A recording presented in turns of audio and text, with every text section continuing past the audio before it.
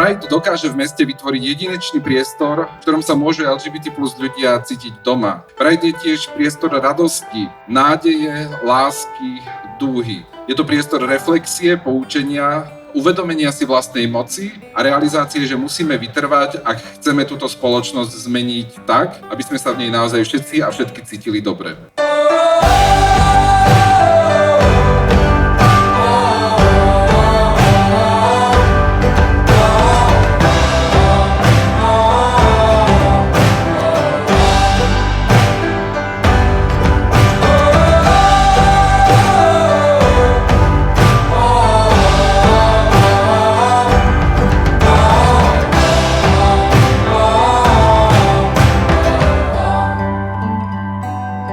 Transrodoví ľudia na Slovensku.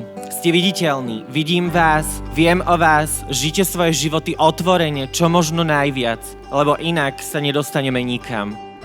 Stále žijeme v krajine, ktorá nás nevidí ako svojich plnohodnotných občanov a občianky. Násilne zasahuje do našich tiel, nechráni naše životy, vyháňa nás z našich domovov.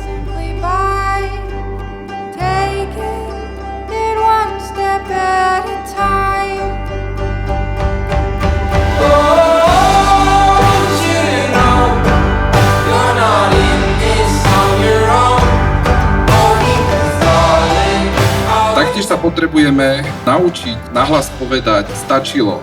Stačilo, keď sme prvými a príliš ľahkými terčami v mnohých kampaniách. Stačilo, keď okolo seba zažívame homonegativizmus, transnegativizmus, keď sa niekto z nás smeje, keď niekto nerešpektuje a neakceptuje naše životy, naše skúsenosti.